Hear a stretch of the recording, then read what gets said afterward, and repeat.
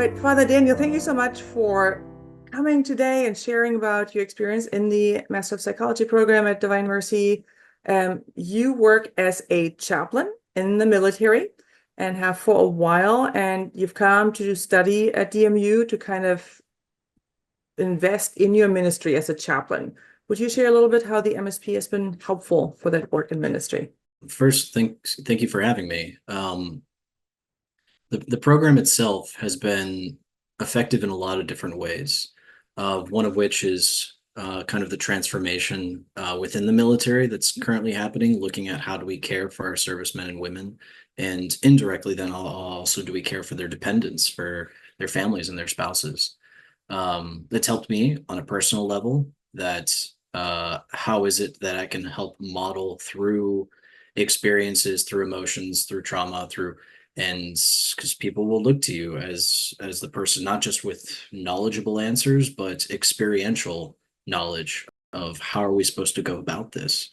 And so it's also helped me in how I organize and implement ministry. How is it that I triage of, you can only do so much with the time you have and the resources you're allotted. You'll never have enough resource in the military that just kind of goes along with the life. And that's true also for us personally. So what is it that you wish to focus upon? And then how do we do that? So those are kind of like the main three big areas. I think of those three, the most important has been that spiritual, mental, and emotional leadership within. It's I think the military is beginning to not just think, but there's a lot of material coming out about resiliency, about toughness, about warrior ethos.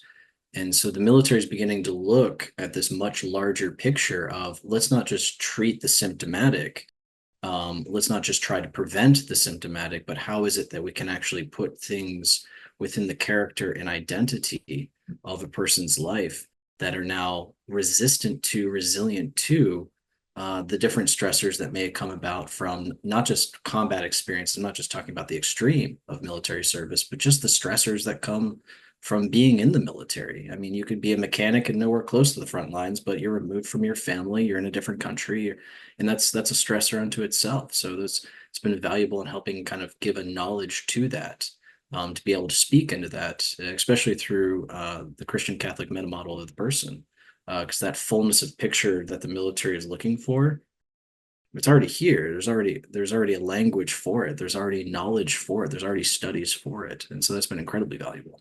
Yeah, thank you so much for sharing that. Then one is like, right, your skills and your ability to minister effectively and more effectively with people in different settings, stressful situations. Can you share a little bit, has it been valuable for your own resiliency, for your own growth development to step back and reflect on things?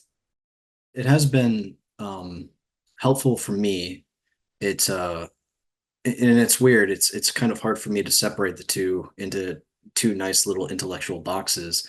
Because as a Navy chaplain, you embed with similar. The Army does the same, but we'll embed with our units and go out with them into the field. So what they experience, you experience, and then they'll be looking for how to navigate these experiences. What do they mean? What purpose is there? Where's God amongst these? Who am I now because of these experiences? Who am I to my family or to my fellow military members? And as a chaplain, you don't lead that as someone up in an ivory tower with all the intellectual answers, but you come in with a toolbox.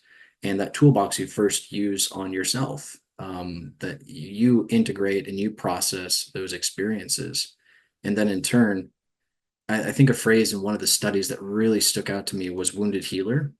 That I don't come in with all of the answers. I don't come in with a kind of moral or spiritual perfection, but rather I come in already kind of walking the path. It's this art of shepherding, and there's a language there that's given within the studies. A lot of these things may already be known intuitively, but because now there's a language, it can be communicated, and that communication is incredibly valuable because then those concepts can be received. They can be evaluated by military members. They can be desired then, because if you communicate well, they can actually see what you're talking about, what you're explaining, and then be able to desire that and make movements within their life to move towards it, whatever might be good, peaceful, true, and beautiful within life. Thank you so much. That is a beautiful picture of using what you've learned for yourself first, but as you walk along your servicemen, other servicemen, and minister to them, to be a blessing. I think there's in psychology, there's a language of modeling, but on the spiritual side within the church, we would call it accompaniment. So there's almost Yeah. this synonym that goes back and forth between the two. Yeah. Yeah, and that's kind of Divine Mercy is the integration, right, of theology and psychology. Mhm. So, and that I think works so well with your work as a chaplain and the ministry you do. So, thank you so much for sharing and coming. Really appreciate your thoughts. And I wish you all the best for your ministry and future deployment when you go. Thank you so much. I appreciate it. Thank you. God bless.